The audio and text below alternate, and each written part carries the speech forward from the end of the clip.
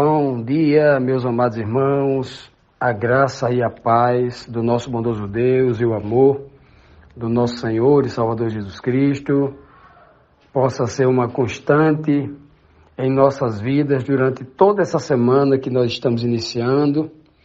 Hoje, domingo, o primeiro dia da semana, vamos iniciar também uma nova lição. A lição desta semana tem como título Carne e Sangue como alimento superior, Inclusive um alimento superior ao que Cristo vinha falando antes. Na semana que nós acabamos, de examinar a última lição, mostrando Cristo como o pão vivo que desceu do céu. Esta semana agora Cristo vai fazer uma transição. Está falando em pão, falando do pão que ele tinha multiplicado, pegando esse pão que ele tinha multiplicado, agora fazendo uma alusão ao maná que caiu do céu, que foi derramado do céu, da parte de Deus para alimentar os homens, apontando tudo isso para ele, dizendo que ele tinha o alimento estava nele, a palavra de Deus, Olha que coisa linda. Agora Cristo vai aprofundar esse tema. Agora ele vai falar desta carne e o sangue como verdadeiro alimento, como a síntese do verdadeiro pão. E aí, no verso síntese dessa semana, está no capítulo 6, dando continuidade. Lembre que nós concluímos, lendo os versos 48 e 50, se não me falha a memória. No verso 51, Cristo diz assim, Eu sou o pão que desceu do céu. Isso aqui eu acho que já é a 10ª vez que ele vai dizer isso. Eu sou o pão que desceu do céu. Se alguém comer deste pão, viverá para sempre. Este pão é a minha carne que eu darei pela vida do mundo. Veja que agora aqui ele está fazendo uma transição da fala, que ele vem falando sobre o pão ali, a palavra pão se repete umas 10 ou 12 vezes, desde o versículo 20 até o versículo 48 e 50. Era só pão, pão, sou o pão, muito sobre pão. E agora ele de forma, com muita sabedoria, ele agora vai fazer a transição da palavra pão para a palavra carne. Agora ele vai dar um foco agora na pessoa dele, no Filho do Homem que veio em carne e osso, que veio em carne e sangue. Ele vai fazer essa transição de uma maneira poderosa. E os homens e mulheres espirituais vão entender o porquê que ele faz essa transição, Veja que nesse verso 51, ele fala 3 vezes a palavra pão, antes de dizer a palavra carne. Ele diz que é o pão vivo, aponta para ele, fala deste pão e fala dele este pão. 3 vezes a palavra pão. Aí ele no final diz, quando ele diz a última vez a palavra pão, ele diz, este pão que eu estou falando até agora que desceu do céu, que sou eu, é a minha própria carne que eu vou dar. Eu dei aquele pão, multipliquei pão para vocês e dei aquele pão de cevada para vocês comerem, porque eu estava mostrando para vocês, tentando ensinar a vocês, que o que vai ser dado para vocês se alimentar de fato e de verdade, se alimentarem para o reino dos céus, é a minha carne. E aí, imagine só a dificuldade daquele povo, que estava sendo ensinado pelos líderes religiosos daquela época, a se apegarem à letra morta. A se apegarem à letra morta. Imagine para aquele povo dizer, comer carne, entendia a literalidade disso. Uma espécie de canibalismo. Jesus estava pregando o canibalismo, que podia comer a carne dele longe, seria um absurdo. Seria um absurdo. É tanto absurdo que muitos daqueles homens lá, que estavam presos à letra morta, se escandalizaram. A Bíblia diz que discípulos de Jesus se escandalizaram e o abandonaram. Veja o que a religião havia causado na cabeça daquele povo, como tem causado na cabeça de muita gente hoje em dia, que não entende as palavras espirituais que há na Bíblia, dá literalidade a tudo, e aí vem as contradições, e o engano, a frieza espiritual, o abandono da fé, a tristeza e outras coisas mais. E aqui, Cristo faz essa plataforma para preparar o povo para um aprofundamento do que ele vinha. Já era profundo ele está dizendo que ele era o pão que desceu do céu, porque ele tinha nele a verdadeira palavra de Deus. A palavra queria alimentar o espírito. Agora ele dá um passo mais profundo ainda. Ele mergulha nesse oceano de conhecimento, né, mais profundo, dizendo assim, olha, você sabe qual é a maior revelação da palavra, que é o pão, a palavra de Deus, o verdadeiro pão que alimenta? A maior revelação que está na palavra é eu vi em carne humana. Porque na Bíblia não tem dois tipos de carne, só tem um tipo de carne na Bíblia. Não tem dois tipos de carne, na Bíblia não tem carne divina, carne de Deus, não. Só tem um tipo de carne, carne do homem. E a carne que se fala aqui é a carne de semelhança pecaminosa, aquela carne que é descendente do Adão pecador. Só tem esse tipo de carne, não tem dois tipos de carne na Bíblia, não. Então ele está dizendo assim, vocês precisam estudar, se alimentar, né, de mim como filho do homem, porque é neste filho do homem aonde a glória de Deus vai se manifestar como nunca. É dentro das ações e dos ensinos destes do filho do homem, aonde está toda a revelação para a compreensão de Deus, para a compreensão do próprio Jesus Cristo, o Filho enviado, para a compreensão do plano da redenção, da salvação, para compreender Deus, o amor de Deus, a sua misericórdia manifestada numa carne humana. Quando o Senhor diz assim, quando o próprio Senhor diz assim, olha, nem só de pão vive o homem, mas de toda a palavra, ele está dizendo, vocês se alimentem da palavra de Deus, que é um alimento mais importante do que o pão, e agora ele diz, comam a carne do Filho do Homem, porque é o maior dos alimentos, é superior ao que eu estava falando agora sobre pão. A carne é um alimento superior ao pão. O pão traz um pouco de energia, mas a carne traz uma proteína, ela traz vida à própria carne. Ela mantém os músculos da pessoa. Ela mantém o ser vivo. Sem proteína a pessoa começa a delirar, sem proteína a pessoa começa a ter problemas de toda ordem. Não é mesmo? Até problemas emocionais, quando falta proteína. E ele está dizendo agora comer carne. Ele não está falando aqui, obviamente, no sentido espiritual. Nós não estamos falando aqui no sentido literal. Dizer, olha, vocês deixem de ser veganos e voltem a ser carnívoros. Não tem nada a ver com isso. O texto não está falando disso. Carne aqui, dizendo comer carne, ele está dizendo, estudem a palavra de Deus quando fala do Filho do Homem em carne. Porque durante muito tempo, 1000 e poucos anos, a igreja da Idade Média, a igreja medieval, a igreja paganizada lá em Roma, vem tentando apresentar um Jesus Cristo para as pessoas, um Jesus Cristo Deus. Um Jesus Cristo como Pai, divino como Pai, Deus como Pai. E não cabe aqui, Cristo está dizendo assim, olha, vocês querem se alimentar para a vida eterna? Então comam a carne, examinem a carne de Jesus Cristo. Continuando, meus amados, vamos agora para a primeira pergunta desta semana. E é uma pergunta aqui bem interessante, dando continuidade a esse raciocínio, né? Quando Cristo faz aquela transição, ele vinha falando em o povo comer, que ele tinha um verdadeiro pão para dar ao povo, né? O pão que ia nutrir o povo no espírito e tal. E agora ele diz que tem que comer o pão, esse pão que ele está falando, esse pão referia-se à carne dele. Então, no verso 52, vamos buscar a resposta para a pergunta que diz assim, se os judeus não aceitavam que Jesus dissesse que era o pão do céu, como então eles poderiam reagir quando Cristo pedisse para comer a carne dele? Que tipo de reação seria essa? Vamos ver.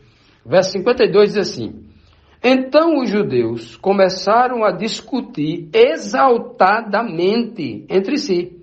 Como pode este homem nos oferecer a sua carne para comermos? Olha só, olha o que nós tínhamos comentado anteriormente. Não seria de admirar que esses religiosos presos à letra morta não entendessem a linguagem espiritual de Cristo.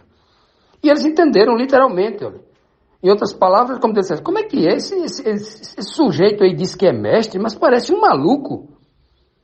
Mas como é que esse homem tem a coragem de pregar em canibalismo?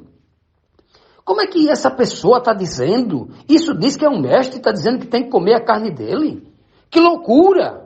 Isso é absurdo, né? Eu imagino que eles poderiam, no seu íntimo, se não abriram a boca e disse isso de forma clara, mas com certeza no seu íntimo havia esse tipo de indignação, porque era algo muito estranho de se ouvir. Nenhum mestre, nenhum grande teólogo, pregador, jamais poderia pregar nesse tom, usando esse tipo de linguagem, usando esse tipo de raciocínio. Mas não é de admirar, porque o Senhor sempre usou os seus profetas, né, para trazer realmente linguagem que escandalizasse os religiosos ortodoxos, tradicionais, né? O Senhor sempre usou esses homens assim, né? Já imaginou o Senhor usando o profeta Amós, que chegou lá diante do Sinédrio, diante dos grandes sacerdotes da época, e começou a gritar com eles: olha, bandos de vacas de Bazã. Olha só, isso é a linguagem que um boiadeiro, um homem simples, que nunca estudou, um homem do campo, montado num cavalo, corre lá para um boiadeiro, né? Um boieiro, como diz a Bíblia, chega lá e usa esse tipo de linguagem com a liderança religiosa, que era uma liderança muito culta, né? Que tinha todo o seu jeito manso de falar, todo o seu jeito, todo o seu costume, porque ele é assim, né? A maioria dos religiosos né? Os líderes religiosos têm essa fala muito mansa, muito calma, né? Que muitas vezes as pessoas duvidam até duvidam da pessoa deles. Então, imagine aqui agora que Cristo traz uma linguagem imprópria, inadequada, diferente, escandalizadora, diante de todos aqueles líderes religiosos que não estavam preparados para ouvir aquilo. Já imaginou? Já imaginou, por exemplo, Isaías, o profeta Isaías, Deus enviando ele para repreender o povo de Israel numa figura de linguagem, pedindo para que Isaías pudesse andar 3 anos e meio com as nádegas, um profeta daquele nível, né? Daquela reputação, com um dos livros mais lindos da Bíblia, o livro messiânico mais completo, o livro de Isaías. Aquele profeta onde recebeu as maiores revelações sobre Jesus Cristo, profeticamente, né, apontando para o futuro, em símbolos. O Senhor pediu para que ele andasse 3 anos e meio com as nádegas de fora. Isso era um escândalo muito grande. Antigamente a mulher não podia mostrar uma canela, um homem não podia mostrar o joelho. Aquele homem andou com as nádegas de fora. Você já imaginou colocar em reputação toda a sua vida? 3 anos e meio, na verdade o Senhor estava querendo dizer o seguinte: vocês estão olhando a vergonha de Isaías, mas vocês olhando para ele, vocês estão se enxergando, porque Isaías está mostrando a vergonha de vocês.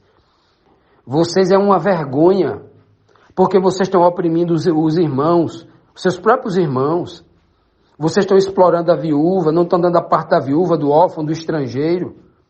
Vocês estão estudando a palavra para brigarem, para discutir no dia do sábado. Vocês não são santos, vocês são uma farsa, é uma carcaça. O próprio Cristo vai dizer isso, né? Que eles eram sepulcros caiados, bonito por fora, mas por dentro estava ali a podridão consumindo tudo lá, né? Se decompondo. Que tristeza, né? E aqui, quando Cristo prega essa profundidade, né? Na verdade, isso é tão profundo que se você trouxer para os dias de hoje, a maioria dos teólogos, lendo isso aqui, não vão entender também não. Vão entender não. Na verdade, muita gente corre com medo do final do Apocalipse de João capítulo 6. Porque é uma linguagem tão profunda que eles, com toda a carga da tradição religiosa no juízo, na cabeça, que Jesus Cristo é Deus, que Jesus Cristo é Deus, que quando fala em comer a carne, não consegue entender isso. Não tem realmente nenhuma noção. Terrível, né, a situação? Essa é a situação dos líderes religiosos de antigamente, dos religiosos, não só dos líderes, mas dos religiosos que os seguiam, que os serviam, mas também a situação dos religiosos de hoje, porque o homem é o mesmo, as coisas não mudam, né? O que foi é o que será, o que aconteceu tornará a ser feito, é um princípio escatológico que também muitos teólogos, né, desconsideram esse detalhe importantíssimo para compreender a palavra de Deus. Pois bem, Cristo fala de forma corajosa que deve comer o pão do céu. Esse pão do céu é ele, e o pão do qual ele está falando é a sua própria carne, e os homens deveriam comer. Mas os judeus se escandalizaram e começaram a discutir exaltadamente. Não foi uma discussão mansa, não. Foi uma discussão calorosa. Houve exaltação entre eles lá, né? Quem sabe eles querendo fazer alguma coisa contra Cristo ou insultar Jesus Cristo, porque os ouvidos deles ficaram incomodados com a forma como Cristo pregava. Continuando, amados, vamos agora para a segunda pergunta da nossa lição. E a segunda pergunta começa com o seguinte questionamento: Jesus aliviou sobre a revelação ou aprofundou ainda mais o que ele tinha dito? Jesus viu que depois que disse que deveria comer a carne dele, começaram a discutir ali, né? De forma exaltada, de forma calorosa. Jesus, com medo, poderia assim, não, vou mudar de assunto aqui, porque senão esse povo vai ficar mais chateado ainda, esse povo vai querer me apedrejar, esse povo vai querer me perseguir. Jesus aliviou, ou Jesus se aprofundou mais ainda sobre o que ele estava dizendo? Enfatizou mais ainda. Vamos ver aqui, no versículo 53, ele diz assim: Jesus lhes disse: eu lhes digo a verdade. Se vocês não comerem a carne do Filho do Homem e não beberem o seu sangue, não terão vida em si mesmos. Eita, agora que Cristo pegou pesado, né? Já imaginou falar com essa clareza, com essa objetividade? Jesus não estava preocupado se aqueles religiosos cegos iriam se escandalizar, né? E hoje, sabe o que aconteceria se Cristo dissesse isso hoje? Se Jesus viesse e dissesse aqui, os próprios membros da igreja, metido o politicamente correto, ia dizer assim: não, eu não gosto desse pastor não, porque ele fala muito rude. Eu não gosto desse pastor não, porque esse pregador não, porque ele é nordestino. Eu não gosto desse pastor não, porque ele tem um sotaque do interior lá de Goiás. Eu não gosto desse pastor não, que ele fala muito arrastado como carioca. Eu não gosto desse pastor não, porque ele tem uns sotaques do sul, é sulista. Eu não gosto não. Já imaginou? Os crentes de hoje é assim. Mas Jesus Cristo está mostrando para a gente que quando a gente tem a verdade, a gente não tem que ter medo de dizer a verdade. Se é com sotaque, se é com palavras que podem até aparecer de forma escandalosa ou até agressiva, mas podem parecer. Não é, porque a agressividade é um estado de espírito. Não são palavras. Olha, eu, por exemplo, já fui repreendido por muitas pessoas do Brasil que diziam assim: irmão Fábio, eu não encaminhei o seu áudio para tal pessoa porque a sua fala pareceu... A forma como o senhor fala é muito enfático, parece que o senhor está com raiva, o senhor está muito enfático. Não, minha irmã, é o jeito de eu falar, isso não quer dizer que eu seja, né?